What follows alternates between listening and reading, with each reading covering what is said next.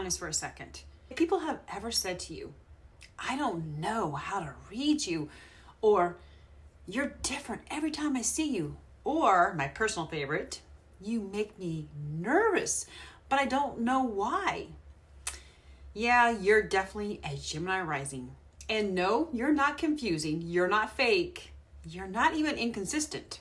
Listen, you're just operating on a level that makes other people uncomfortable. Because listen, Gemini rising signs were never meant to be obvious. They were meant to be mentally slippery. So in ancient astrology, the rising sign wasn't your personality, and it wasn't your hobbies, and it definitely wasn't your vibe. It was the mask you entered this life wearing. It's the first impression you give someone, even before you ever open your mouth. And it's the energy people react to before they consciously decide whether or not they like you. And Gemini rising signs walked into this lifetime already mid-conversation. Now, ancient astrologers knew exactly what they were doing when they assigned Mercury to Gemini. Because you see, Mercury is not a calm god. Mercury is the god of talking, lying, joking, stealing, translating, traveling, and disappearing before consequences arrive, which explains a lot. So Gemini rising energy is fast, and I mean mentally fast and socially fast, but emotionally, well, we'll get to that later. People think Gemini rising means two separate personalities, but ancient astrology never said that. Gemini was never about being fake. It was about range. So, are you familiar with the twins Castor and Pollux? Well, they weren't identical twins. Nope, not at all. One was mortal and the other one is immortal. Meaning Gemini rising lives in two worlds at the same time. You see, the surface world is where they're going to be joking, chatting, and vibing. And then the mental world is where you will find them observing everything, clocking everyone, and already 10 thoughts ahead of everyone. And you're not switching personalities. You're switching tabs. And so that's why people can't quite pin you down. And it drives them crazy. They want consistency from you, and you give them versatility. And that drives rigid people insane. Now, have you ever noticed that people talk too much when they're around you, like way too much? Like, for instance, you'll ask someone, how are you? And suddenly they're telling you about their childhood trauma, their exes, their bosses that treated them bad, and something illegal they probably shouldn't have admitted to you. And you didn't ask for all that. You're just standing there. Now, ancient astrologers actually wrote about this. They believed Gemini rising created mental ease. You sound curious without pressure. You feel safe, but not boring. So people just relax around you, and then they overshare, and then they overshare some more.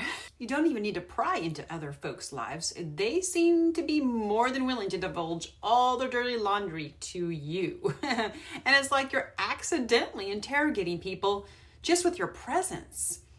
Oh, and let's talk about your face for a second, shall we? You see, Gemini rising rules the face, the hands, and the voice. And that's why your expressions seem to change ultra fast. Your eyebrows react before you do, and your hands are telling the story even when you're trying to be calm. You'll say, I'm fine, but your face already told the truth on you, and it gave context and added a plot twist. And your voice? Don't even get me started on that. Your tone changes without permission. You'll act serious for like half a sentence, funny for the next, and you'll act sarcastic right at the end. And of course, you'll be charming by accident. Oh, but no worries. You're not actually flirting. You're just explaining something. And unfortunately, for everyone else that's listening to you, communication is perceived as too hot to handle. So honestly, this is why Gemini rising gets labeled as charming without trying to be, because you really aren't trying. Your mind just moves faster than the room does. Now, here's the part ancient astrologers warned us about. You see, your brain does not have an off switch. Your mind wakes up before you do. is already narrating the day, planning 5 conversations, and remembering something embarrassing from like 2012. You really do get bored quite easily.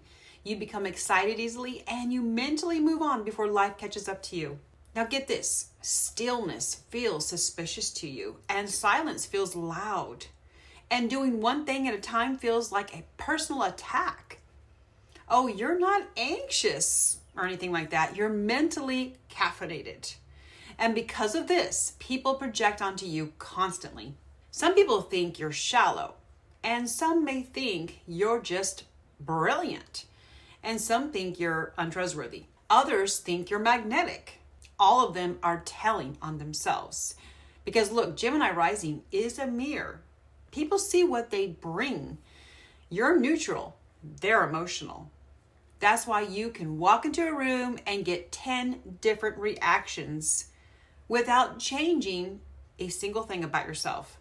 You didn't confuse them. You activated them. And in ancient astrology, well, they taught that Gemini rising souls weren't here to settle into one role. They were here to move information and to connect ideas.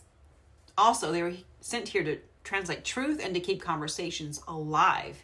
You're not meant to be static. You're meant to be mobile.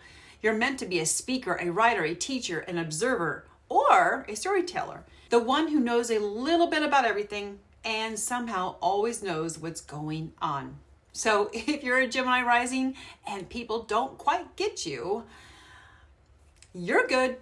You are not meant to be understood by everyone. You are meant to be remembered. You're not confusing.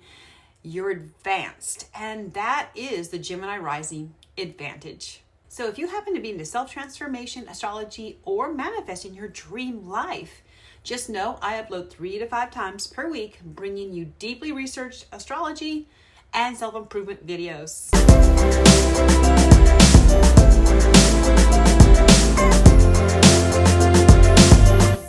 Happy holidays, and thank you for watching.